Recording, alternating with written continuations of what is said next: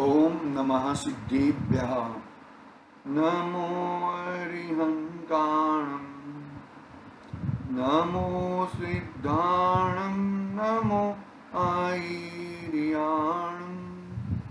नमो वज्रायाणं, नमो लोये सवसाहुणम्। मंगलमय मंगलकरं वीतराग विज्ञान, नमो ताहि जाते भये अरिहंतादि महान। करि मंगल करि छूं महान, ग्रंथ करन को काज, जाते मिले समाज सब, आमे निज पद राज। चेतीले चेतन, चेत्या बिना किम चालसी।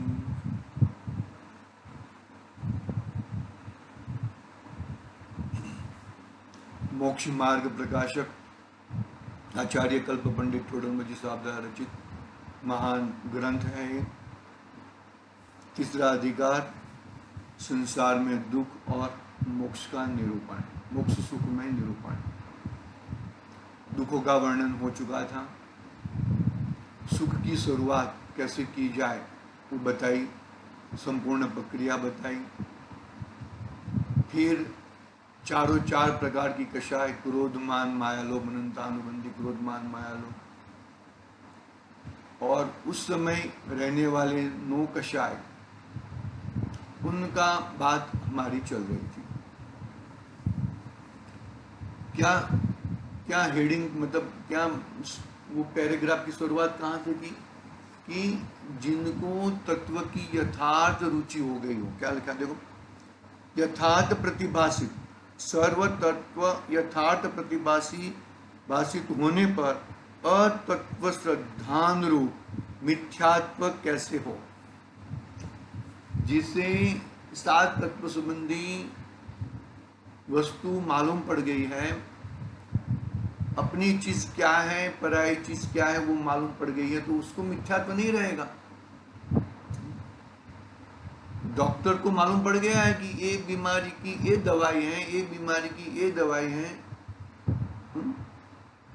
रोग का निदान हो गया, डॉक्टर को मालूम पड़ गया और हमने वो दवाई ले ली, तो फिर रोग कहां से रहेगा। रोग का मुख्य कारण यही था कि हमें रोग का निदान मालूम नहीं पड़ा था, बरोबर है। और रोग का निदान हम जो दवाई कर रहे थे वो सब उल्टी दवाई जा रही थी। ठंडी का जुकाम था, गर्मी की दवाई कर रहे थे, गर्मी का जुकाम था, ठंडी की दवाई कर रहे थे। पकड़ में आ रही कि नहीं आ रही बात। तो रोग का निदान हो गया, डॉक्टर ने अच्छी तरह से दवाई दे दी, फिर अभी दवाई का ग्रहण करना है ना, फिर दवाई का ग्रहण करना है। यानी कि जो तत्व श्रद्धान हुआ है, सत्य तत्व श्रद्धान हुआ है, तो उसको मिथ्यात्व रहे कैसे, रह ही नहीं सकता। ये वो बात बता दी। फिर आगे बात बोलते हैं, कोई अनिष्ट नहीं रहा, निंदक स्वयं अनिष्ट को प्राप्त होता ही है। निंदक जो है वो स्वयं अनिष्ट को प्राप्त होता ही है, बरोबर है। स्वयं क्रोध किस पर करें, सिद्धों से। क्रोध किस पर, पहली बात होगी क्रोधों की बात, क्रोध की बात। फिर सिद्धों से ऊंचा कोई है नहीं, इंद्रादि स्वयं नमन करते हैं और इष्ट को पाते हैं, तो किससे मान करें। मेरे से छोटा, मैं तेरे से बड़ा हूं, इस सर्व कुछ तो सिद्ध भगवान है, और वो सिद्ध भगवान को इंद्र नमस्कार करते हैं। सर्व इंद्र है ना, सौधर्म इंद्र, ये मालिक है ना, समझ लो। 3 लोग को उल्टा कर सके ऐसी ताकत वाला है, वो भगवान को नमस्कार करता है। तो मुझे मान कहां से, मैं छोटा हूं, इससे छोटा हूं, इससे मैं बड़ा हूं, ऐसी बात ही कहां, मान कहां से रहेगा, बरोबर है। सर्व भवितव्य भाषित हो गया है, कार्य रहा नहीं, किसी से प्रयोजन रहा नहीं, किसी का लोभ, किसका लोभ करे। जो सब कोई सर्व भवितव्य तो भाषित हो गया है, सभी चीज अपने अपने में मस्त है, कोई किसी को कुछ काम करना पड़े ऐसा है नहीं, तो फिर क्या करे भैया। आगे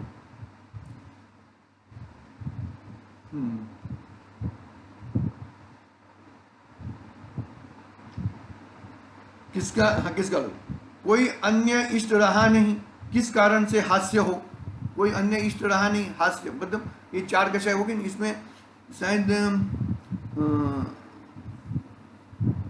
माया की बात नहीं आई है,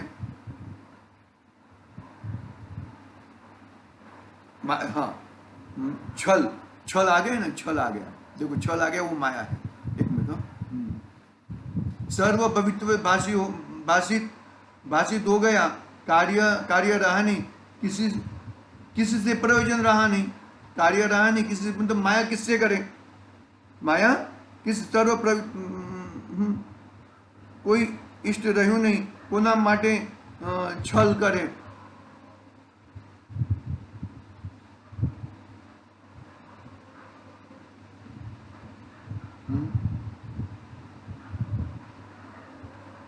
कोई अन्य इष्ट रहा नहीं तो किसी से छल करे, सर्व भवितव्य कोई इष्ट रहा नहीं, कोई ये अच्छा है ये बुरा है, उसके चरणों में जाओ, वो तो माया कषय हो गया।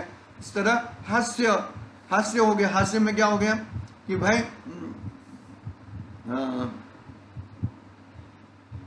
कोई आश्चर्यकारी वस्तु रहा नहीं तो किसी से मैं हास्य करूं, कि कोई साथ अजायबी है ना, अरे कोई अजायबी मेरा आत्मा है, कोई ऐसी कोई अजायबी नहीं है,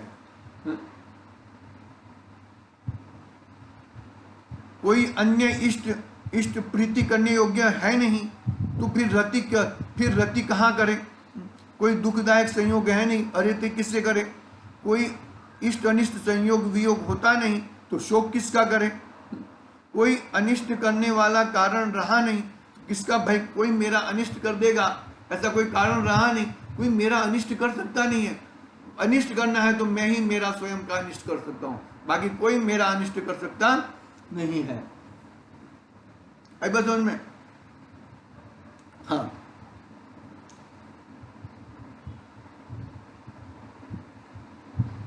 कोई इष्ट अनिष्ट संयोग होता नहीं, किसी का शोक करे, कोई अनिष्ट करने वाला कारण रहा नहीं, किसका भय करे, सर्व वस्तु ये अपने स्वभाव सहित भाषित होती है, अपने को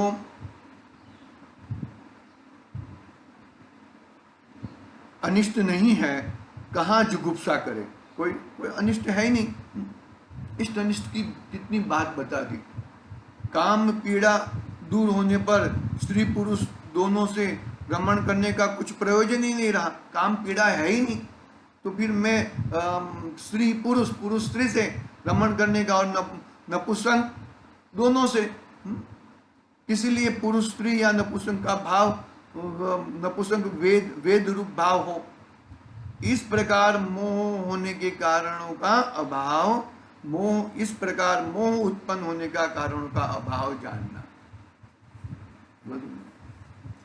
ये जो मोह उत्पन्न हो रहा था, ये सब कारणों के कारण मोह उत्पन्न होता था, तभी ये सब कार्य होती थे, ये कषाय प्रज्वलित होती थी, लेकिन मोह ही नहीं उत्पन्न हुआ, मोह का कारण भी उत्पन्न नहीं हुआ, फिर कषाय कैसे प्रज्वलित होएगी। ठीक है, ये बात, इतनी बात अपनी कल तक हुई थी। आगे पढ़ते हैं। तथा अंतराय के उदय से शक्तिहीन पने के कारण पूर्ण नहीं होती थी, अब उसका अभाव हुआ इसलिए दुख का अभाव हुआ, तथा अनंत शक्ति प्रकट हुई इसलिए दुख के कारण का भी अभाव हुआ। तथा अंतराय के उदय से शक्तिहीन पने के कारण पूर्ण नहीं होती थी, अब उसका अभाव हुआ इसलिए दुख का अभाव हुआ, तथा अनंत शक्ति प्रकट हुई इसलिए दुख के कारण का भी अभाव हुआ। ठीक है, आगे यहां कोई कहे दान लाभ भोग उपभोग तो करते नहीं, इनकी शक्ति कैसे प्रकट हुई? यहाँ कोई कहे दान, लाभ, भोग, उपभोग तो करते नहीं, तो उनकी शक्ति कैसे प्रकट हुई?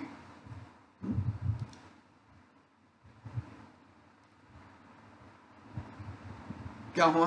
क्या प्रश्न खड़ा किया? यहाँ कोई कहे कि दान, लाभ, भोग, उपभोग तो करते नहीं, उनकी शक्ति कैसे प्रकट हुई? हम दान नहीं करते, लाभ, भोग, उपभोग तो करते नहीं, तो उनकी शक्ति कैसे प्रकट हुई? देखो जवाब देते हैं, किसे दान कहते हैं, किसे लाभ कहते हैं, किसे उपभोग कहते हैं, किसको भोग कहते हैं? देखो समाधान, ये कार्य रोग के उपचार थे, रोग ही नहीं है। ये कार्य रोग के उपचार थे, रोग ही नहीं है, तब उपचार क्यों करें? इसलिए इन कार्यों का सद्भाव तो है नहीं और उन्हें रोकने वाले कर्म का अभाव हुआ, इसलिए शक्ति प्रकट हुई कहते हैं। ये तो रोग था ही नहीं, ये तो रोग मान लिया था कि ये रोग है मुझे तो मेरा स्वभाव भाषित हुआ, मुझे मेरी वस्तु मालूम पड़ी, तो वहां पे मेरी नजर ही नहीं गई, तो उपचार काहे का करे? इसलिए इन कार्यों का सद्भाव तो है नहीं और उन्हें रोकने वाले कर्मों का अभाव हुआ, इसलिए शक्ति प्रकट हुई कहते हैं। शक्ति प्रकट हुई इसलिए कहते हैं। जैसे कोई गमन करना चाहता था, उसे किसी ने रोका था, तब दुखी था, और जब उसकी रोक दूर हुई, तब जिस कार्य के अर्थ जाना चाहता था वह कार्य नहीं रहा, इसलिए गमन भी नहीं किया। वहां उसके गमन न करने पर भी शक्ति प्रकट हुई कही जाती है। उसी प्रकार यहाँ भी जानना तथा उनके ज्ञानादिक की शक्ति रूप अनंत वीर्य प्रकट पाया जाता है। क्या कहा कि एक कार्य रोग के उपचार थे, बरोबर है? रोगी नहीं है, मुझे रोग ही नहीं हुआ है। ये कैंसर का रोग, ये बुखार का रोग, वो तो शरीर का रोग है, वो शरीर का परिणमन है, वो तो मेरा रोग है ही नहीं। तो फिर मैं उपचार, देखो क्या क्या बात थी, क्या चार, दान, लाभ, भोग, उपभोग। दान दिया, मैं रुपया पैसा दे नहीं सकता नहीं हूं, मैं दान दे सकता हूं। मैं मेरे वस्तु को मेरा ही दान दे सकता हूं, मैं मेरा ही भोग कर सकता हूं, मैं मेरा ही बारंबार भोग कर सकता हूं, और मैं मेरा ही लाभ ले सकता हूं। मुझे पर का लाभ लेना है, पर का भोग करना है, पर का उपभोग करना है, वो रहे नहीं, वो मेरे में रोग ही नहीं है, तो वो चीज मैं करूं क्यों, मैं गोली खाऊं क्यों? मुझे रोग ही नहीं है। बात समझ में आ रही है ना? पंडित जी कहां पे कैसे किस तरह से बात करना चाहते हैं। तो मेरे को ये सब है ही नहीं, तो मैं लू क्यों भाई, ये गोली लू क्यों? इस प्रकार यहाँ भी जानना तथा ज्ञानादिक की शक्ति रूप अनंत वीर्य प्रकट पाया जाता है। पूरी पूर्ण शक्ति ज्ञानादिक से ही शक्ति है, ज्ञान से ही ग्रहण होता है और ज्ञान में ही त्याग होता है। वो तो बहुत पहले की बात हो गई। यहाँ पे तो मैं परिपूर्ण, मुझे परिपूर्ण होने के लिए किसी की भी आवश्यकता नहीं है, कोई नहीं चाहिए मुझे परिपूर्ण होने के लिए। अगर मैं आ रही नहीं आ रही बात पकड़ना, बात को समझने की बहुत जरूरत है। बहुत छोटी छोटी बात बताएंगे, लेकिन बहुत बड़ी बड़ी गंभीर बातें उसमें है।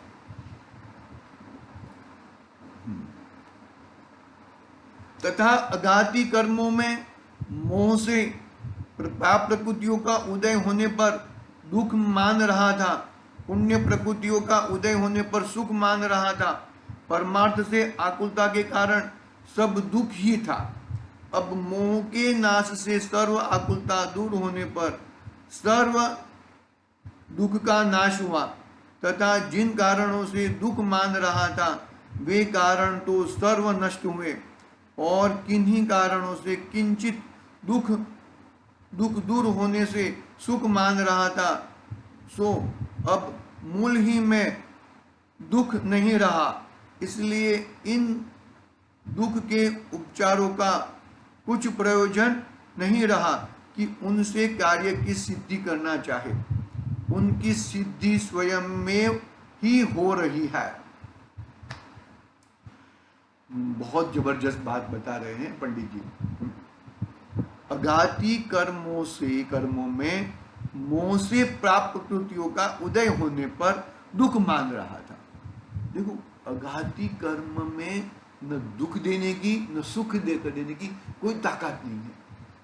वेदनीय कर्म है तो वेदनीय कर्म साता वेदनीय असाता वेदनीय कुछ नहीं करता, बाहर की अवस्था है। लेकिन जब मोह होता है, मोह उसके साथ ज्वाइंट होता है, तब ये साता सुखदायक लगता है और ये असाता दुखदायक लगता है। नाम कर्म में कुछ नहीं है, कोई ताकत नहीं है। लेकिन ये काला शरीर क्यों मिल गया मेरे को, एक गोरा शरीर, अरे शरीर ही क्यों नहीं है, वो ऐसा मोह निकल गया। तो नाम कर्म से नाम कर्म कुछ सुख दुख देता नहीं है। नाम कर्म के साथ मोह जुड़ता है। अंतराय कर्म के साथ चार बात कही ना, लोभ, दान, भोग, उपभोग, ये इसमें मोह जुड़ता है। इससे मुझे मेरा लाभ मिल जाए, उससे मेरा दान, ये मैं दान करूं और मुझे लाभ मिल जाए, तब मोह जुड़ता है, तब प्रॉब्लम आती है। बाकी अन्यथा कोई प्रॉब्लम आती नहीं है।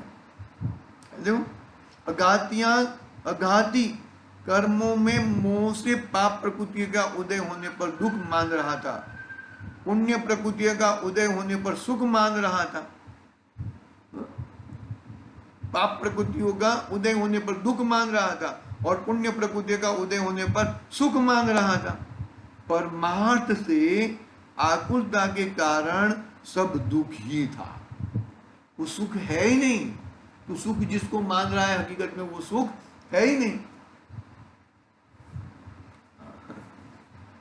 बात कितनी गंभीर है भैया। परमार्थ से आकुलता के कारण सब दुख ही था। अब मोह के नाश से सर्व आकुलता दूर होने पर सर्व दुख का नाश हुआ। मेन मोह के कारण। घातिया कर्म में कोई शक्ति नहीं है, मोह में शक्ति है। अरे मोह के कारण इनको अपना मानता है, वो गड़बड़ है। मोह में शक्ति है, यानी कि मोह भाव से जुड़ जाता है। मोहनीय भी कर्म है, उसमें भी शक्ति नहीं है। लेकिन मोहनीय कर्म के उदय के कारण ये अच्छा, ये बुरा, ये इष्ट अनिष्ट, ये सुखदायक, ये हितकारिक, एक अहितकारिक, ये दुखदायक, ये सब भ्रांति मोह के कारण होती है। जीव स्वयं करता है, मोहनीय कर्म से नहीं होता। जीव स्वयं ये भूल करता है, अज्ञानता के कारण अपनी चीज को पहचानता नहीं है। इसके लिए अपने सामने 4x4 चादर, 4x4 की चादर लग गई है, इसके कारण पूरा स्वरूप भूल चुका है।